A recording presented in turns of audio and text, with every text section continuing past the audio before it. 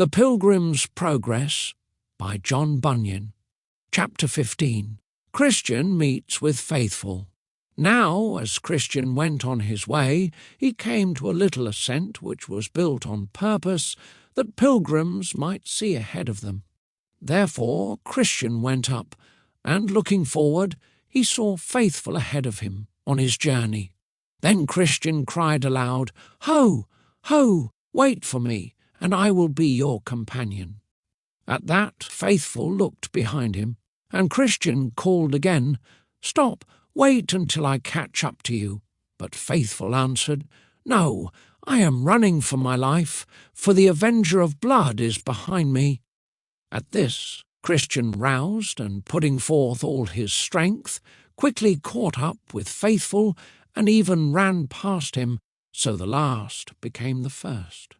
Then Christian smugly smiled, because he had gotten ahead of Faithful, but not watching where he was going, he suddenly stumbled and fell, and was unable to get back up, until Faithful came to help him. Then I saw in my dream that they went on very amiably together, and had sweet conversation about the things that had happened to each of them on their pilgrimage. "Christian, my honoured and well-beloved brother, I am glad that I have caught up with you, and that God has made us so like-minded that we can walk as companions in this very pleasant path. Faithful, I had thought, dear friend, to have had your company much sooner, for you started out before me. Therefore I was forced to come alone thus far. Christian, how long did you stay in the city of destruction before you set out on your pilgrimage?"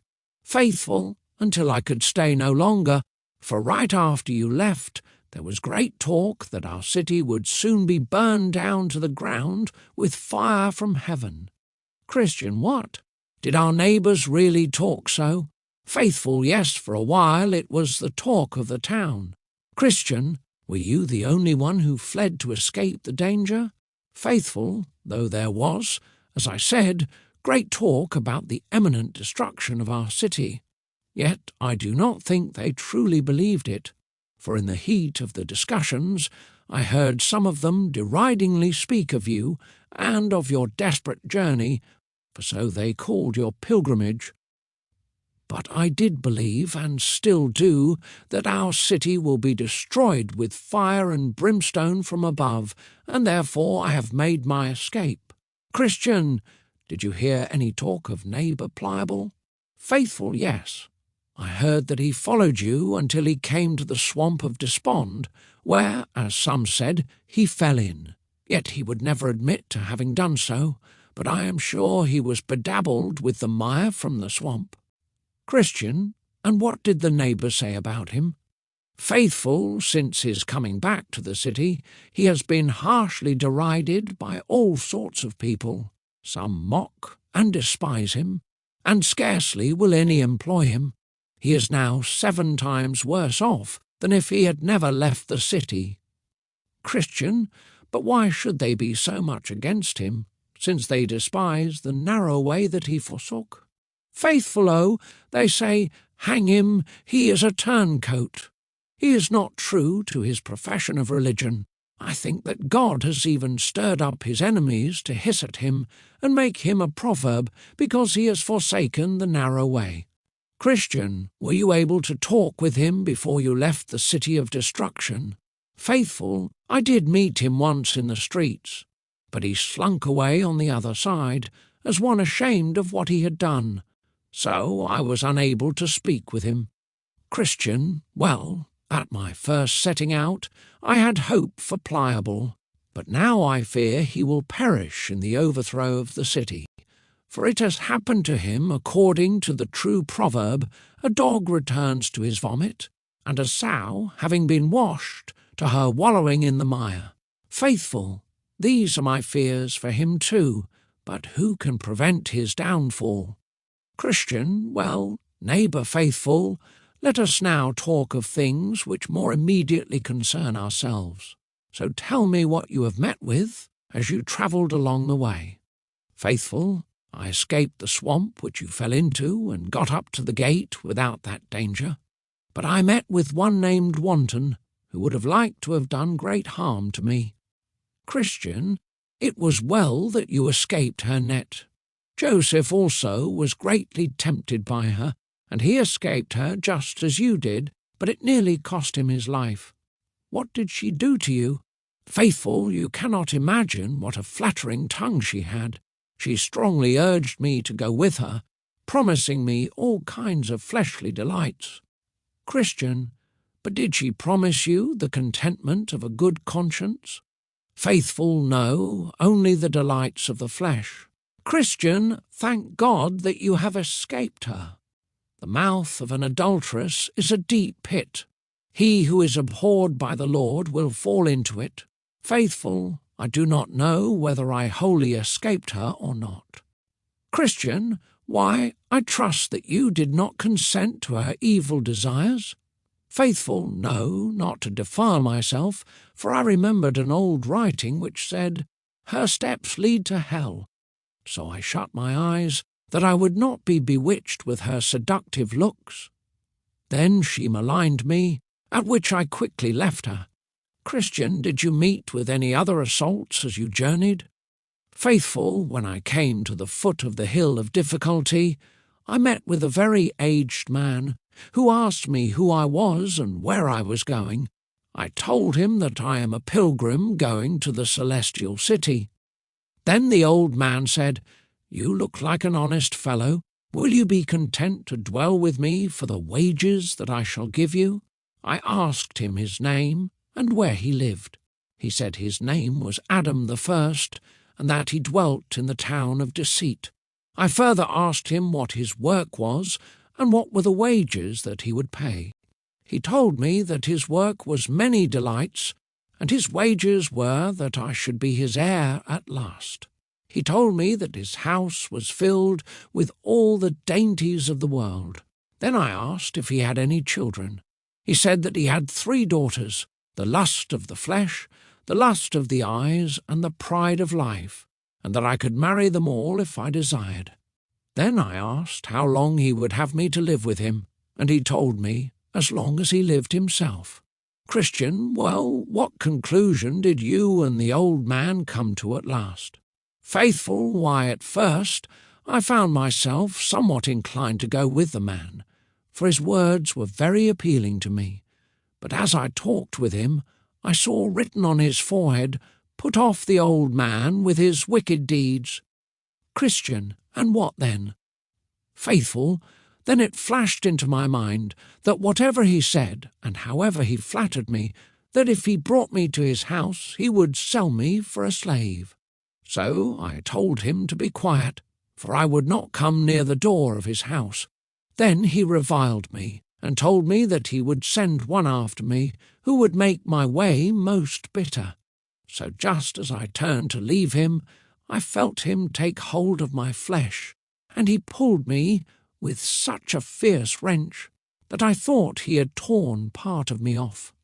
This made me cry out, "Oh, what a wretched man I am!"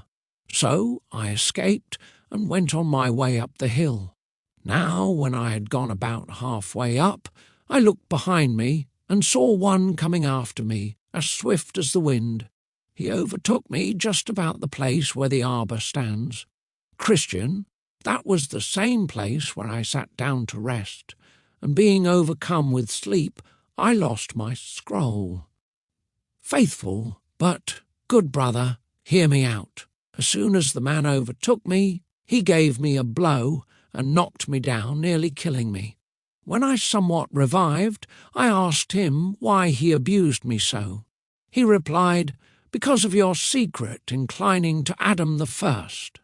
With that he struck me another deadly blow on my chest and beat me down backward, so I lay at his feet as dead. When I recovered again, I cried to him for mercy, but he said, "I do not know how to show mercy." And with that he knocked me down again.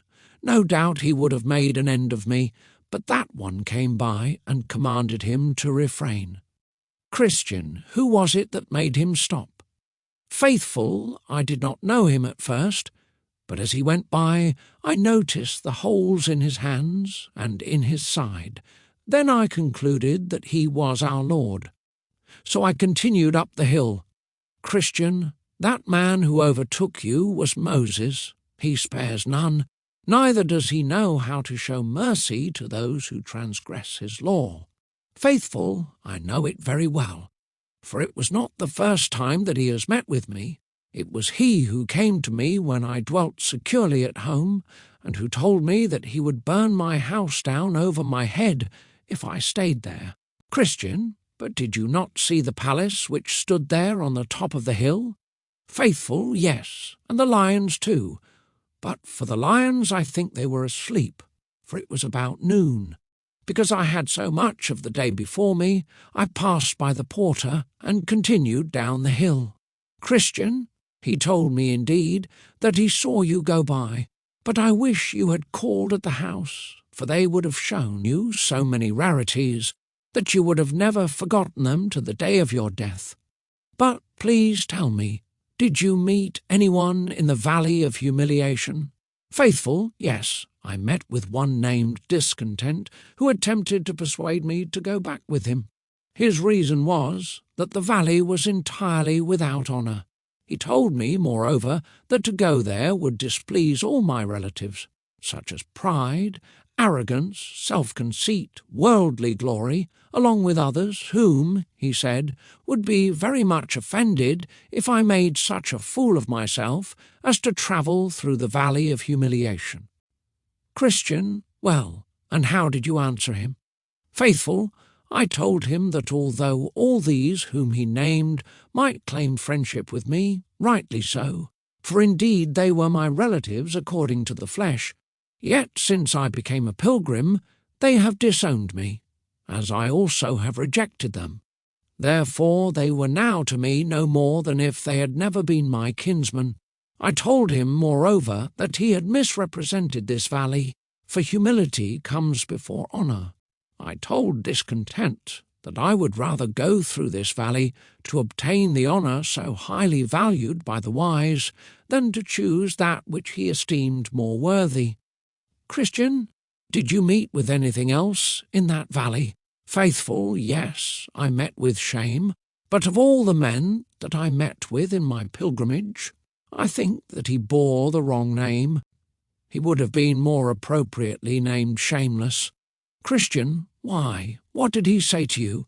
Faithful, what? Why, he objected against religion itself. He said that it was a pitiful, inferior, unmanly business for one to mind religion. He said that a tender conscience was an unmanly thing, and that for a man to watch over his words and ways, which the most popular people use, would make him the ridicule of the times.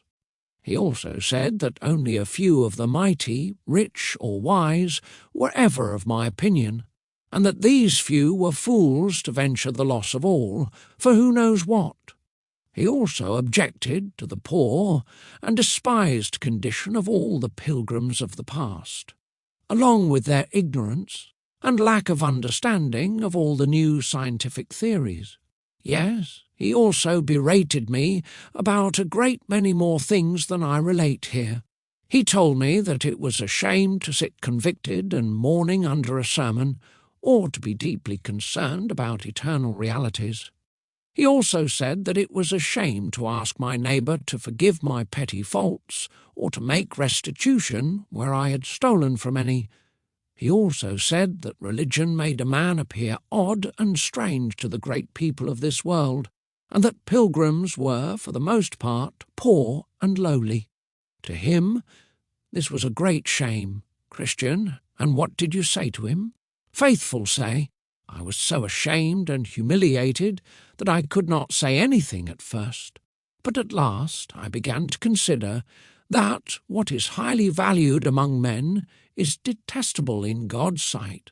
Shame had told me what is acceptable by worldly men, but he told me nothing about what God desires and commands. I also thought that at the final judgment we shall not be designated to death or life, according to the standards of the world, but according to the wisdom and law of the Most High God. Therefore, what God says is indeed the best, though all men in the world may disagree with him. Seeing, then, that God prefers his divine religion and a tender conscience, and that those who make themselves fools for the kingdom of heaven are the wisest, and that the poor man who loves Christ is richer than the greatest man in the world who hates him, depart shame, for you are an enemy to my salvation. Shall I take your side against my sovereign Lord? If I am now ashamed of his ways and servants, how then shall I look him in the face and receive his blessing at his coming? Indeed, this shame was a bold villain. I could scarcely shake him off. Yes, he continued haunting me and whispering in my ear some of the hindrances which attend true religion. But at last I told him that it was in vain to attempt to further dissuade me, for those things which he so disdained were the most glorious in my eyes. So at last I got past this most troublesome person. When I had finally shaken him off, then I began to sing, "The trials that those men do meet withal, who are obedient to the heavenly call, are manifold and suited to the flesh, and come, and come, and come again afresh, that now, or sometime else, we by them may be taken, overcome, and cast away. Oh, let the pilgrims, then, be vigilant and act courageous like men. Christian, I am glad, my brother, that you withstood this villain so bravely, for as you say, I think he has the wrong name. For he is so bold as to follow us in the streets, and to attempt to put us to shame before all men. He seeks to make us ashamed of that which is good. If he were not so audacious, he would never attempt to do as he does. But let us still resist him, for notwithstanding all his bravadoes, he is nothing but a brazen fool.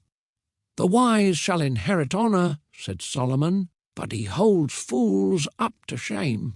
Faithful, I think we must cry to him for help against shame. He would have us to be valiant for the truth upon the earth. Christian, that is true. Did you meet anybody else in the valley of humiliation? Faithful, no, not I, for I had sunshine all the rest of the way through, and also through the valley of the shadow of death. Christian, it was well for you, but it fared far otherwise with me. Almost as soon as I entered into the valley of humiliation, I had a long and dreadful combat with that foul fiend Apollyon. Yes, I truly thought he would have killed me, especially when he got me down and pressed me under him, as if he would have crushed me to pieces. Then he threw me, and my sword flew out of my hand. He railed that he was sure of me now, but I cried to God, and he heard me, and delivered me out of all my troubles. Then I entered into the valley of the shadow of death, and had no light for almost half the way through it. I thought I would have been killed there, over and over. But at last the day broke, and the sun arose, and I went through the remainder of this valley with far more ease and quiet.